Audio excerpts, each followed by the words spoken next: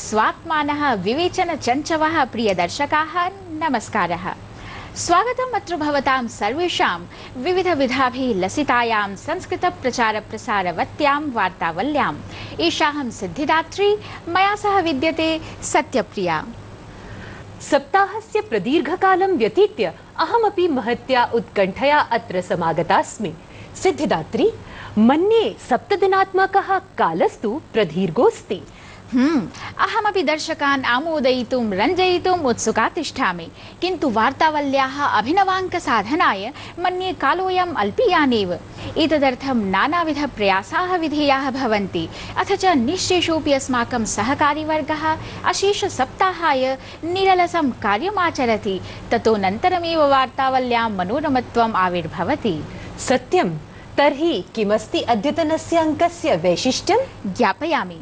नवदिल्ल्याम् अचिरमेव सम्पन्नं विश्वप्राच्यविद्यासम्मेलनविषयकं वृत्तं, लालबहादुर शास्त्री संस्कृतविद्यापीठस्य दीक्षान्तसमारोहविषयकं विशिष्टं वृत्तं, गीतस्पर्धायाः निर्णयोद्घोषणम्, अभिनवञ्च स्पर्धागीतम् अद्यतनाङ्के वैशिष्ट्यं भजन्ते। अहो, बहुविधाः घटनाः। तदर्थञ्च प्रयासोऽपि आवश्यकः। उक्तञ्च उद्यमेनैव सिद्ध्यन्ति कार्याणि न मनोरथैः। उद्यमस्यैव महिमानं ख्यापयति अत्र अद्यतनं सुभाषितम्। उद्योगिनं पुरुषसिंहमुपैति लक्ष्मीः, दैवेन देयमिति का पुरुषाः वदन्ति। दैवं निहत्य कुरु पौरुषमात्मशक्त्या, यत्ने कृते यदि न सिद्ध्यति कोऽत्र दोषः।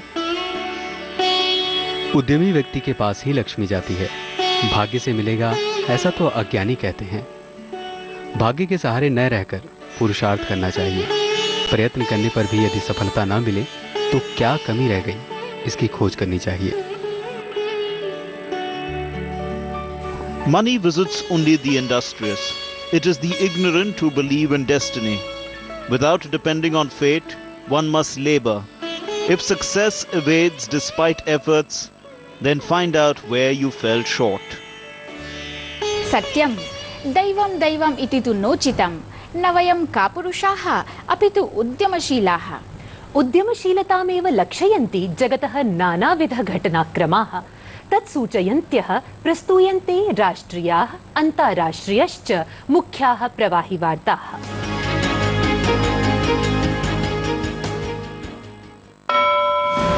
प्रधानमंत्री नरेंद्र मोदी मलेशिया देशे सम्पन्ने 10मे पूर्व एशिया देशीये शिखर सम्मेलने उपस्थितोऽभवत्। असौ तत्र सम्बोधितवान् यत् न केनापि राष्ट्रेण आतङ्कवादः आश्रयणीयः समर्थनीयो वा। पश्चाच्च तेन तत्र रामकृष्ण मिशन संस्थायां स्वामी विवेकानन्दस्य प्रतिमायाः अनावरणम् अपि अकारि। संसदः शीतकालिकं सत्रम् आरब्धम्। सत्रेऽस्मिन् वस्तुसेवाकर विधेयकं समेत्य अन्येषां महत्वाधायि विधेयकानां पारितो भवितुं भृशं सम्भावना। वस्तुसेवाकर विधेयकरोधम् उद्दिश्य प्रधानमन्त्री कांग्रेसाध्यक्षां सोनिया गान्धिनं मनमोहन सिंहं च आहूय मिलितवान्। केन्द्रीय नागर विकास मंत्री वेंकैया नायडुः ईलाला इत्याख्यम् अन्तर्जालीय वाणिज्यिकद्वारं समारब्धवान्। साधारण वाणिज्यस्य योगः अन्तर्जालीयस्थानकं यावत् कर्तुम् एतदुद्देश्यम्। लाभाय वाणिज्यम् इति प्रेरणेन सह अग्रिमवर्षस्य मार्च मासं यावत् 50,000 विक्रेतारः अत्र सूचीबद्धाः करिष्यन्ते।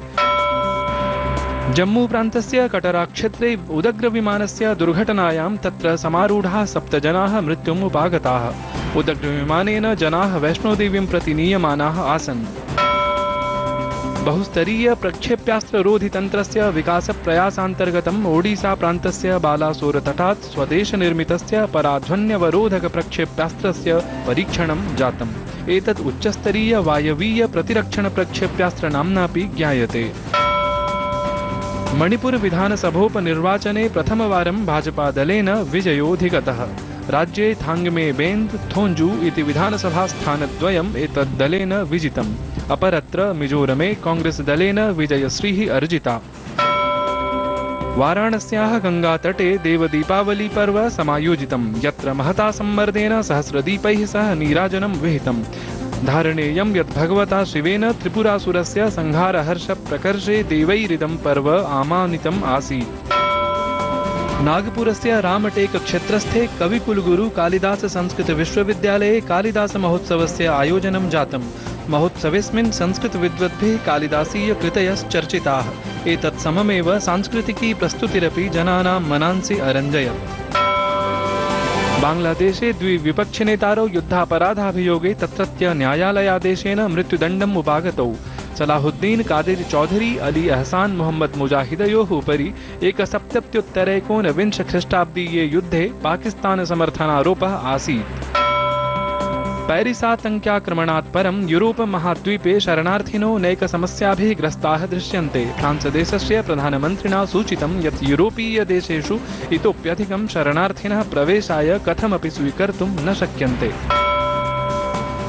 सिद्धिदात्री, जानासि संस्कृत भाषायां वार्ता प्रसारणादिकं तावत् अस्यै आधुनिकताम् आपादयति। सत्यम्। अस्या एव भाषायाः प्रचारप्रसाराय समर्पित विविध संस्थासु दिल्लीस्थं लाल बहादुर शास्त्री संस्कृत विद्यापीठम् अग्रगण्यम्। तत्र अनतिचिरमेव दीक्षान्त समारोहः सम्पन्नः। प्रस्तूयते तत् समारोहविषयकम् एकं वृत्तम्। नवदिल्लीस्थेन श्री लाल बहादुर शास्त्री राष्ट्रीय संस्कृत विद्यापीठेन 15 दीक्षान्त समारोहः महता उल्लासेन आमानितः।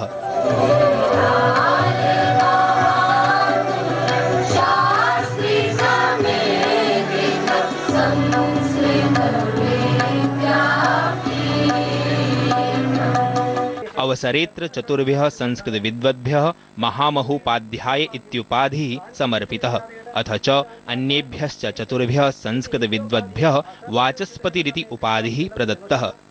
सममेव 17,1600 छात्रेभ्यः उपाधयो वितरिताः। अहमस्मात् विद्यापीठात् वेदाङ्गानां संस्कृतशास्त्राणां च अध्ययनं कृतवान् अस्मि। ममेदं सौभाग्यं यत् अस्मात् विद्यापीठात् विविधानां शास्त्राणाम् अध्ययनस्य अवसरोऽयं सम्प्राप्तः। अस्मिन् अवसरे मुख्यातिथिरूपेण समागतया मानव संसाधन विकास मंत्री पदमारूढया श्रीमती स्मृति ईरानी वर्यया प्रोक्तं यत् श्री लाल बहादुर शास्त्री राष्ट्रीय संस्कृत विद्यापीठ परिसरे एक केंद्रीय संस्कृत ग्रंथालयः स्थापितः भवेत् इति। दीक्षांत समारोहावसरे कुलपतिना औपनिषदिक मंत्रैः अनुशिष्टाः इमे विद्यास्नातकाः निश्चप्रचमेव सत्यं वद, धर्मं चर, स्वाध्यायान्मा प्रमदः चेत्यादीनां मंत्रांशानां संकल्पनाभिः सकलमपि वैश्विक समाजाय भारतीय प्राचीन विद्यानां निदर्शनं प्रबोधनं च कारयिष्यन्ति। चित्रांकनकारेण मलकीत सिंहेन सह अहं सुनील जोशी, डीडी न्यूज़, दिल्ली। न केवलं भारते अपितु विश्वस्य विविध भागेष्वपि संस्कृत समाराधकाः यत्र तत्र विराजन्ते। मन्ये संस्कृते एव विविध भाषा संस्कृत सभ्यतानां मूलम् अधिगम्यते। इदं चैव अनुसन्धातुकामाः वैश्विक विद्वांसः गतसप्ताहे नवदिल्ल्यां समवेताः आसन्। जानामि प्राच्यविद्यां सङ्केतयसि। संस्कृतकारणादेव प्राच्यविद्याविषयोऽपि लोकानाम् आकर्षणकेन्द्रम्। एनाम् एवाधिकृत्य सद्यः एव दिल्लीनगरे तत्रापि राष्ट्रपतिभवने प्रथमम् अन्ताराष्ट्रियं प्राच्यविद्यासम्मेलनं सम्पन्नम्। प्रस्तूयते अस्य विशिष्टसमायोजनस्य एकं विवरणम्।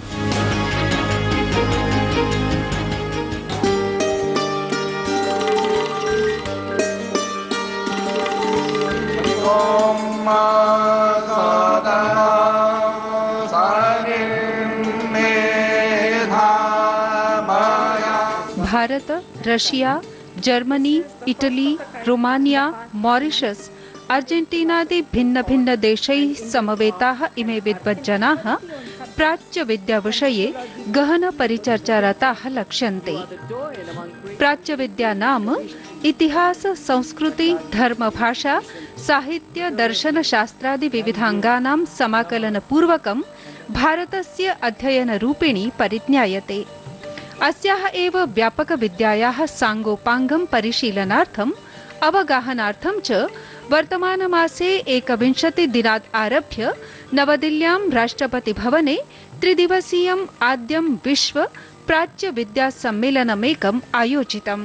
भारतीय सांस्कृतिक सम्बन्ध संवर्धन परिषदः सहयोगपूर्वकम् अस्य प्राच्यविद्या सम्मेलनस्य शुभारम्भः राष्ट्रपतिना प्रणव मुखर्जी महाभागेन विहितः। It's indeed a great pleasure and privilege for me to be present amidst you this morning. We welcome you all to the first ever International Conference of Indologists being hosted at the Rashtrapati Bhavan. अवसरेऽस्मिन् विदेश व्यवहार मन्त्री सुषमा स्वराजः, भारतीय सांस्कृतिक सम्बन्ध संवर्धन परिषदः च अध्यक्षः प्रोफेसर लोकेश चन्द्रः अपि सहभागम् आवहताम्। प्रसङ्गेऽस्मिन् प्रथमवारमेव प्रवर्तितः प्रतिष्ठापूर्णः प्राच्यविद्याविद् इति बहुमानः राष्ट्रपतिना जर्मनी देशीयाय विदुषे प्रोफेसर हाइन्रिश फ्राइहर फोन स्टीतेनक्रोन वर्याय उपाहृतः। बहुमानमेतत् सविनयं स्वीकृत्य जर्मनी देशीयः प्राच्यविद्याविद्वान् प्रोफेसर हाइन्रिश फ्राइहर फोन स्टीतेनक्रोनः प्रावोचत् यत् गौरवेणानेन असौ अतितराम् अभिभूतः।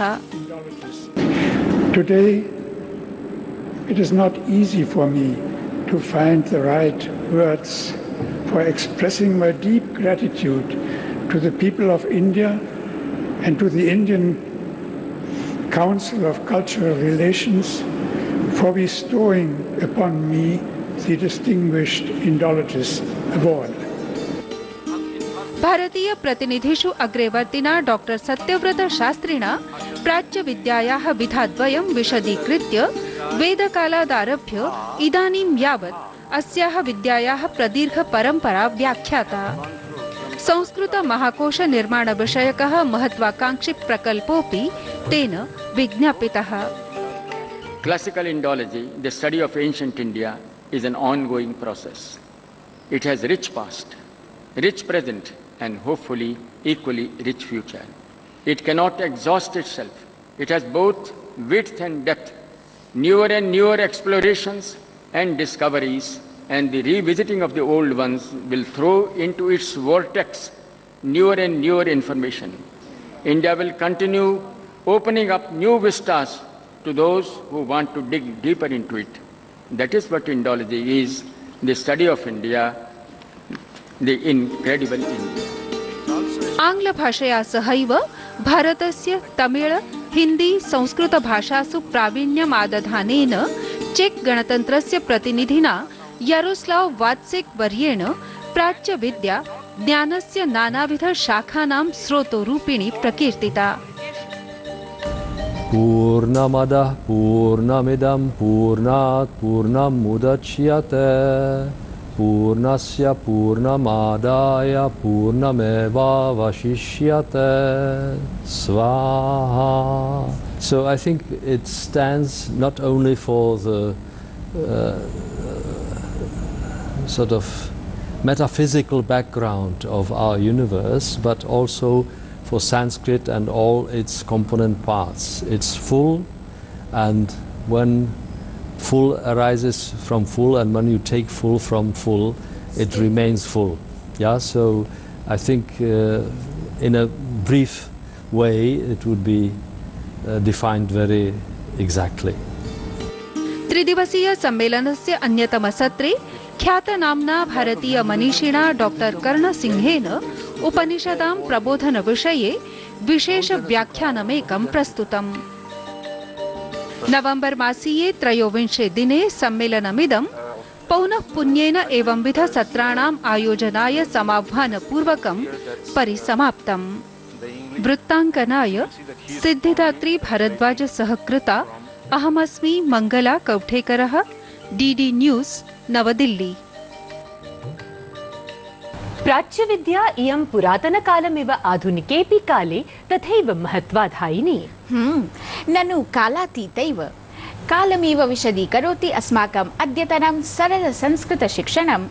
एहि जानीमस्तावत्।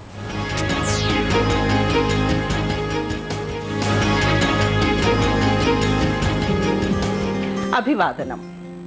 स्वागत है आप सबका संस्कृत शिक्षण के आज के इस नूतन अंक में। पिछले शिक्षण में आपने जाना भारतीय कालगणना के बारे में। आज हम बात करेंगे संस्कृत में समय की शब्दावली का प्रयोग कैसे किया जाता है। संस्कृत में घंटे को कहते हैं होरा और इंग्लिश में आर। देखिए कितनी समानता है होरा और आर। घंटे के 4 भाग होते हैं। तो हमारा पहला वाक्य है होरायाः 4 भागाः भवन्ति। होरायाः 4 भागाः भवन्ति। ये 4 भाग हुए। सपाद अर्थात सवा, अर्ध मतलब आधा, पादोन अर्थात पौने और पूर्ण अर्थात 1 घंटा। हिंदी में हम जैसे कहते हैं 7 बजे, संस्कृत में सप्तवादनम का प्रयोग किया जाता है और सपाद लगा के सपाद सप्तवादनम। उदाहरण के लिए प्रातः सपाद सप्तवादने बालाः विद्यालयं गच्छन्ति। प्रातः सपाद सप्तवादने बालाः विद्यालयं गच्छन्ति।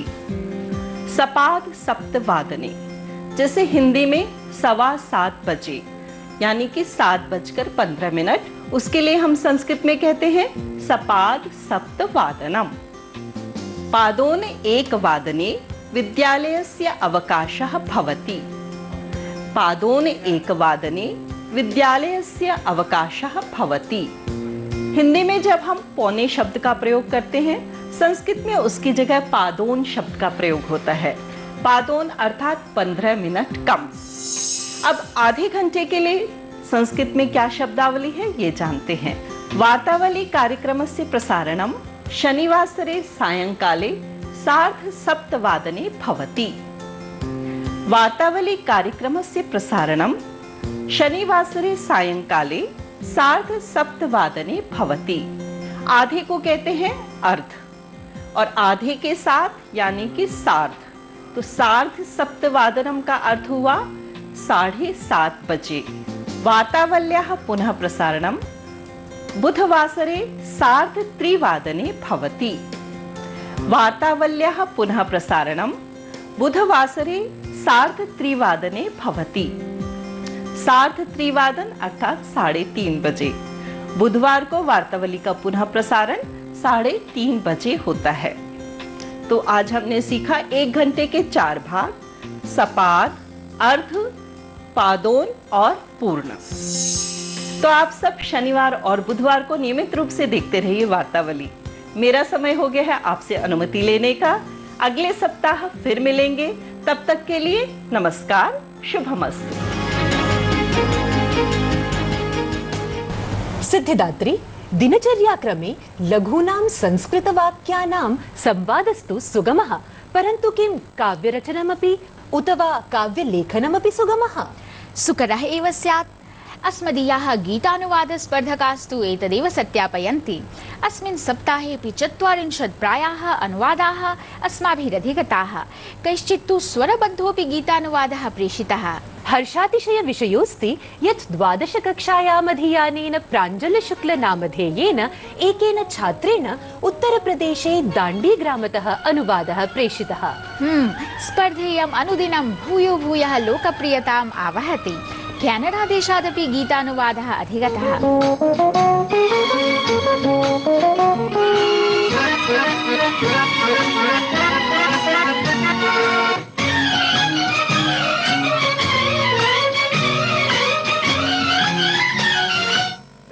अजीब दास्तां है, कहाँ शुरू कहाँ खत्म, ये मंजिलें हैं कौन सी। परिणामं तावत् घोषयतु।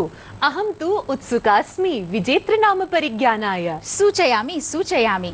तर्हि अजीब दास्ता है ये कहाँ शुरू कहाँ खत्म इति गीतस्य अनुवादस्पर्धायाः विजेतास्ति रांचीतः श्री विन्ध्याचल पाण्डेयः। विजेतृवर वर्धापनानि सन्तु ते गृह्यतामुपायनम्। अलम अलम तव गीतेन शृणु तावत् विजयी गीतम्। अजीब दास्तां है,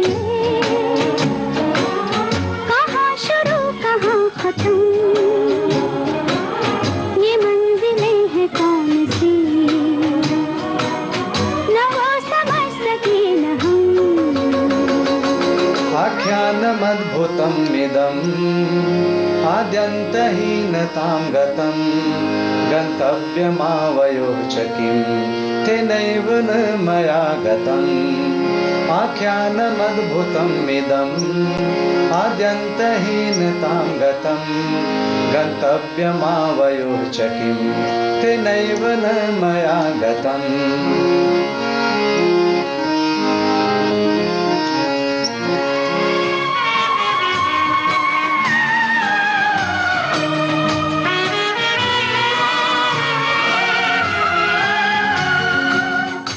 रोशनी के साथ क्यों धुआं उठा चिराग से कथं समं तु दीप्तिना धूमोत्थितः तु दीपतः कथं समं तु दीप्तिना धूमोत्थितः तु दीपतः स्वप्नम् इदं विलोकये यजाग्रतास्मि स्वप्नतः आख्यानमद्भुतम् इदम् आद्यन्तहीनतां गतं गन्तव्यमावयोः च किं तेनैव न मया गतम्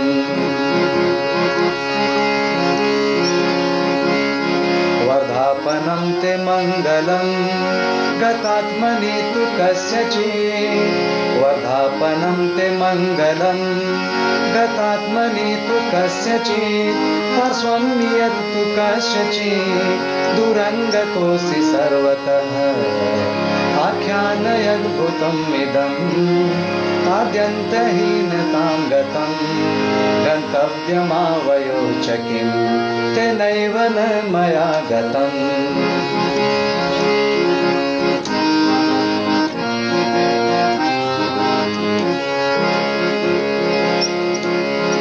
असज्ज प्रेम्णि कस्यचित् नवं जगत् करिष्यसि असज्ज प्रेम्णि कस्यचित् नवं जगत् करिष्यसि सायम् इदं यदा भवेत् त्वमे कृतं गमिष्यसि आख्यानमद्भुतम् इदम् आद्यन्तहीनतां गतं गन्तव्यमावयोः च किं तेनैव न मया गतम्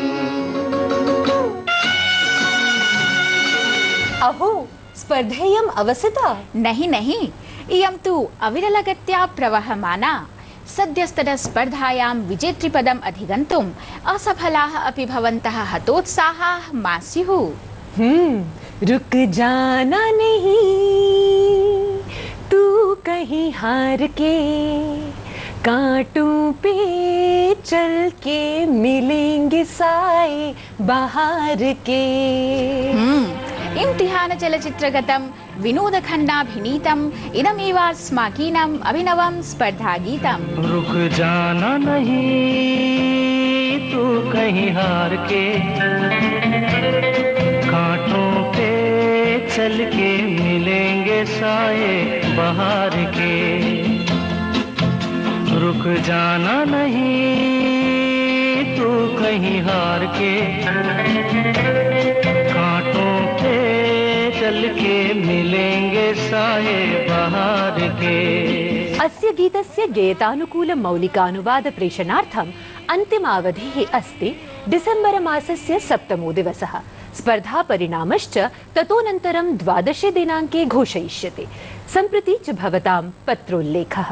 सत्यप्रिये पत्रोल्लेखात् प्राक् स्पर्धा नियमाः नैते कथमपि विस्मरणीयाः।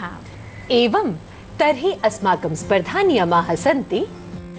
स्पर्धायां विधेयः गीतानुवादः शास्त्रीय नियमानाम् अपेक्षया सर्वजनग्राही सरलशब्दान्वितो भवेत्। गीतानुवादे काव्यशास्त्रीय नियमानां याथातथ्यमनुपालनं नानिवार्यम्।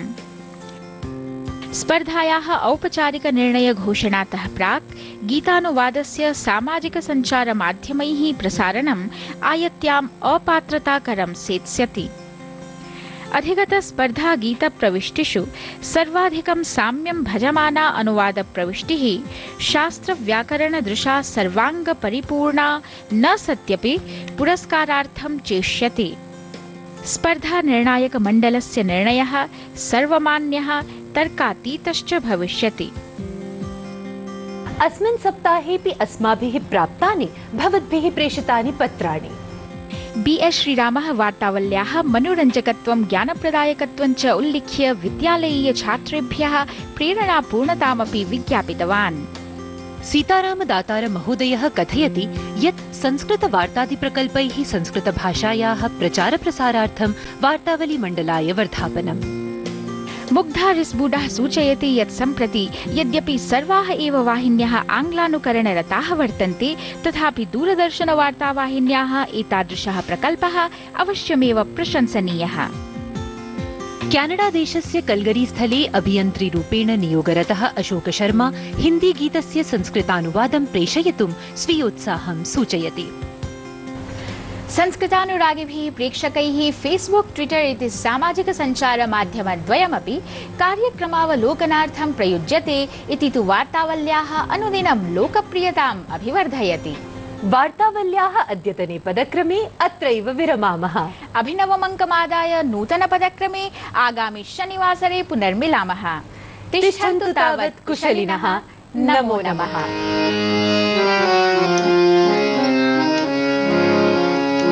आख्यानमद्भुतम् इदम् आद्यन्तहीनतां गतं गन्तव्यमावयोः च किं तेनैव न मया गतम्।